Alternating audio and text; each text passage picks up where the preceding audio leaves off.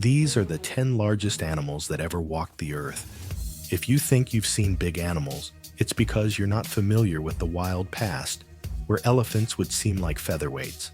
Yes, long before we had our adorable armadillos and shy scorpions, Earth was home to bus-sized sloths and dragonflies that could easily be mistaken for helicopters. In this video, we're going to introduce the truly forgotten giants that once roamed this land.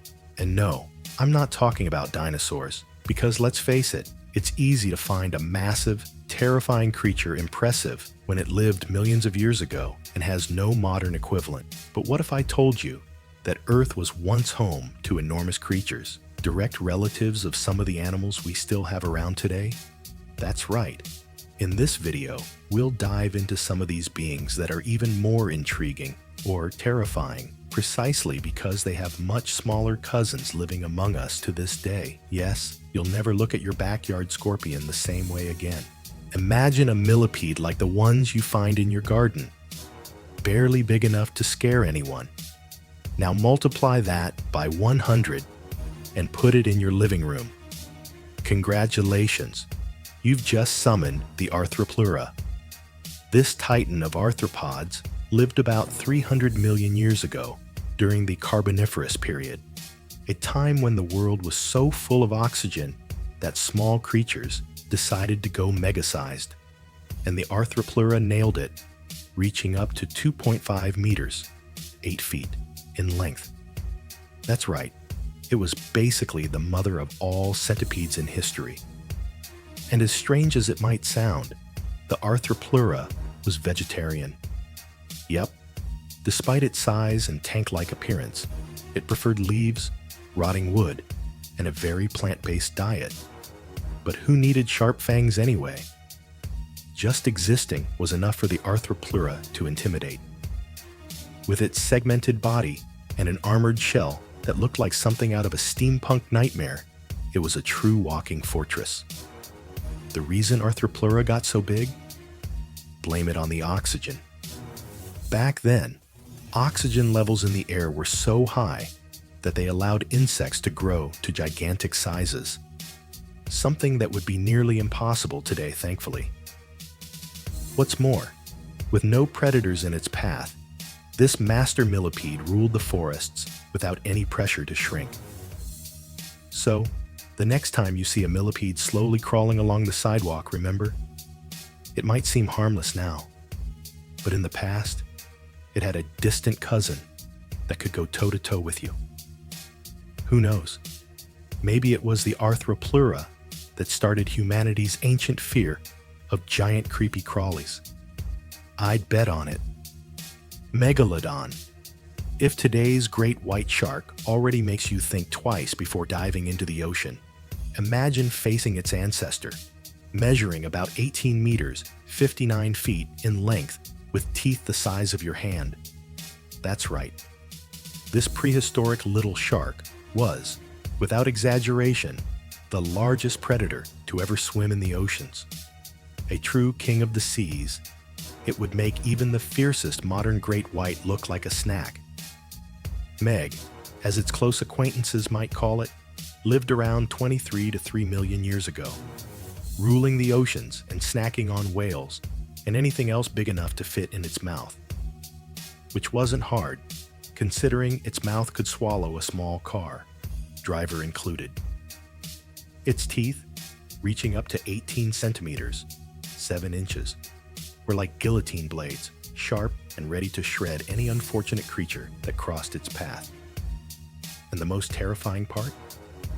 The megalodon had a bite force of nearly 20 tons, meaning it could crush bones as easily as snapping a cookie. For comparison, today's great white shark has a bite force of, quote-unquote, only 1 ton. In other words, the megalodon was in a league of its own when it came to grabbing a quick snack, and its teeth, with serrated edges, ensured that anything daring to resist was promptly chewed up. What caused it to disappear from the oceans? Well, it's said that the climate grew colder and the supply of whales dwindled, leaving this giant predator with a food bill too high to maintain.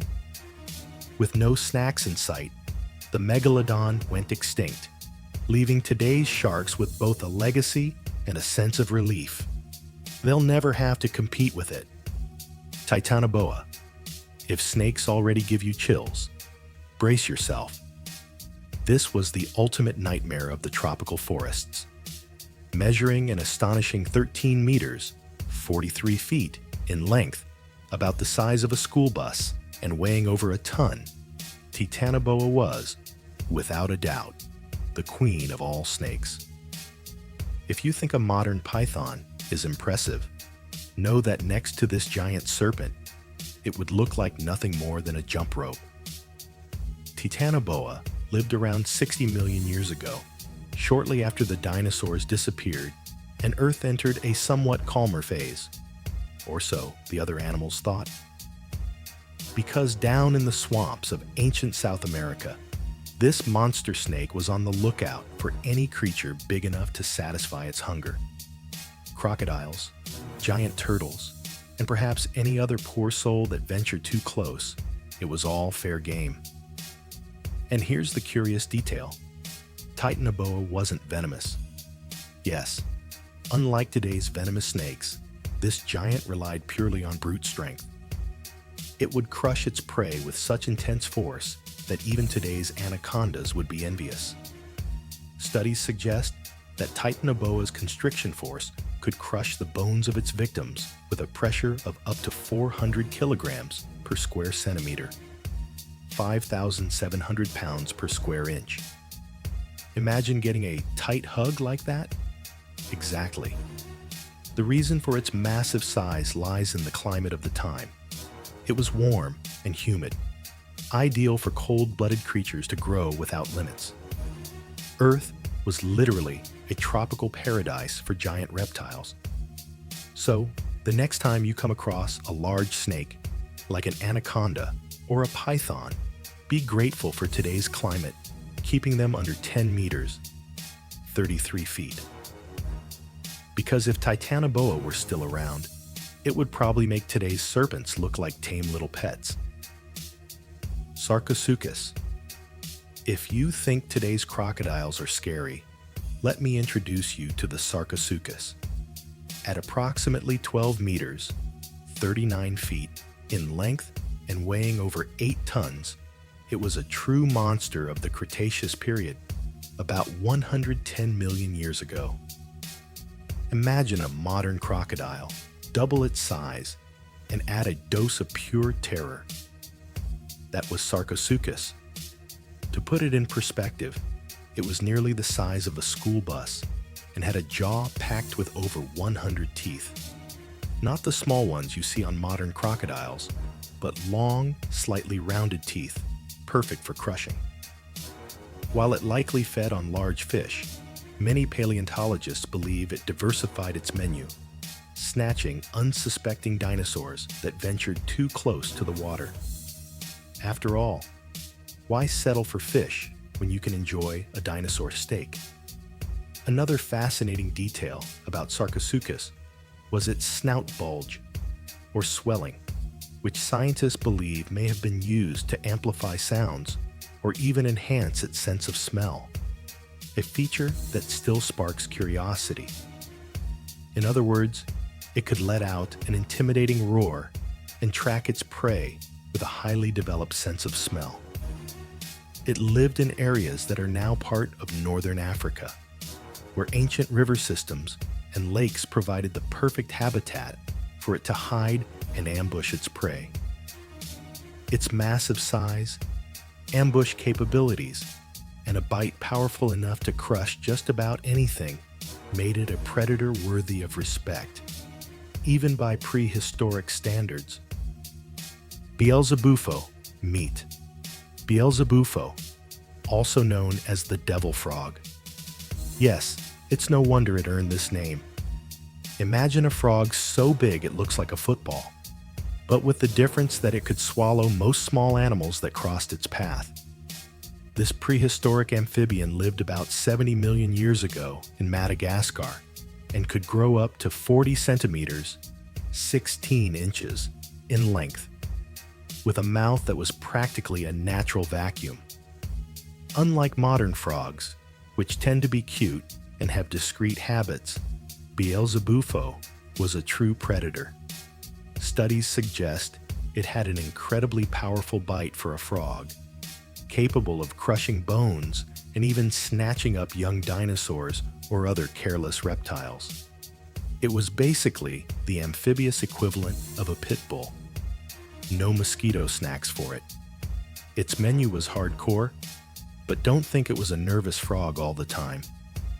It likely used its camouflage to hide among the vegetation, and as soon as prey passed by, bam!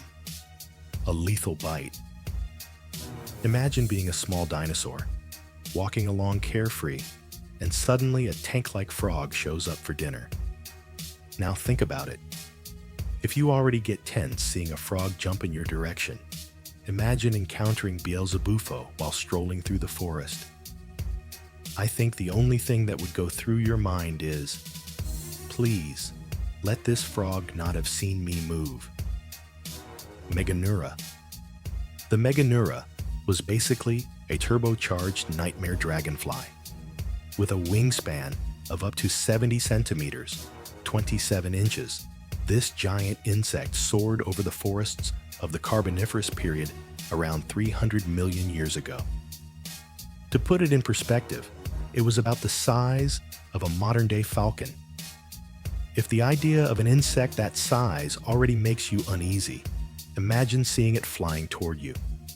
This giant dragonfly was a fierce predator.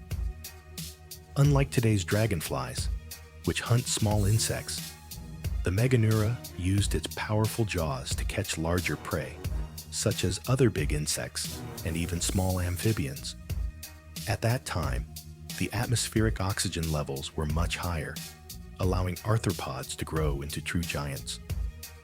Without this, the dragonfly never would have grown so large. Imagine the impact it must have had, flying over the forests with its enormous wings, making a sound that would surely grab attention. If you were there, you'd probably hear something like the insect version of a helicopter before even seeing it. Now think about it. If you already get a little scared when a dragonfly gets too close, imagine a Meganeura hovering around. I think the immediate reaction would be a startled jump and a mental prayer. Please, don't come this way.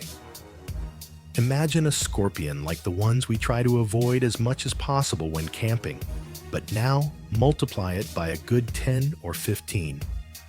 This little arthropod lived about 340 million years ago during the Carboniferous period and grew to an impressive 70 centimeters, 28 inches in length. That's roughly the size of a cat. But instead of soft fur, it had a hard exoskeleton, huge pincers, and a stinger at the end of its tail. The Pulmonoscorpios was no slouch when it came to hunting. With its powerful pincers, it could hold prey firmly before delivering the final blow with its stinger. As for the venom, well, we're not sure how toxic it was, but considering its size and the era it lived in, it was probably more than enough to paralyze small vertebrates of the time and keep any sensible creature at a safe distance. Another interesting fact is that the Pulmonoscorpios was far from being a solitary predator of its size. Back then, the forest was practically home to oversized creatures. Finding giant scorpions was probably as common as spotting squirrels in trees today. Imagine the situation. You're walking along, and instead of a little squirrel, you see a giant scorpion strolling calmly. And if we're already careful to avoid small scorpions, can you imagine the tension of stumbling upon something the size of a Pulmonoscorpios? You'd probably run for cover, even from its shadow. After all, with that mini-monster look, it must have been the definition of a safe distance. Megatherium. The Megatherium, or simply the giant sloth, was the kind of creature that redefined the concept of slowness. But unlike today's sloths, This giant was anything but small and cute. Imagine a sloth the size of an elephant, weighing up to 4 tons. Yes, the Megatherium was about 6 meters, 20 feet long, and peacefully roamed the forests and savannas of South America around 2 million to 10,000 years ago. Despite its colossal size, it was a calm herbivore, focused on devouring leaves, branches, and shrubs. No carnivorous diet here. With its enormous claws, the Megatherium could fell entire trees or pull down high branches to reach the leaves, essentially acting like a landscaper of the forests. However, these claws were also great for intimidating any predator brave enough to get too close. Now, it's worth noting that despite its imposing size, the Megatherium was, let's say, slow. Its defense? Essentially, its weight. It was so heavy that predators likely preferred to keep their distance. And who would dare to attack something that looked like a hairy tank? Glyptodon. Imagine an armadillo. Now, imagine an armadillo with the armor of a tank. This prehistoric giant, a relative of modern armadillos and sloths, looked like a fusion between an armadillo and a war tank, measuring about 3 meters, 10 feet long, and weighing up to 2 tons. Essentially, the Glyptodon was the size of a Volkswagen Beetle and almost as armored, with a tough shell that could scare off any predator thinking of getting too close. This natural armor was made up of bony plates that covered its entire body, and it even had a bony helmet to protect its head. And the tail? Well, it was like a club covered in robust plates, which it likely used to defend itself or knock any challengers away. In practice, it was like a combat tank from the Pleistocene. But despite its don't mess with me appearance, the Glyptodon was herbivorous and spent its days peacefully munching on plants and grass. It lived around 2 million to 10,000 years ago, roaming both North and South America. And it seems its low-profile lifestyle worked out just fine, until humans showed up. It's believed that it went extinct due to climate changes and human hunting. Well, between hellish toads, scorpions the size of cats, and sloths that would require a crane to lift, life on Earth was once a true giant horror show. And the funniest part is, many of these colossi were calm herbivores, just much bigger. And let's face it, far more intimidating than their modern counterparts. If you enjoyed this video, go ahead and hit the like button and share the video on your social media. Would you like a video about the largest dinosaurs that ever walked the earth? I'd love to see that. Well, everyone, that's all for today. Thank you so much, and see you next time.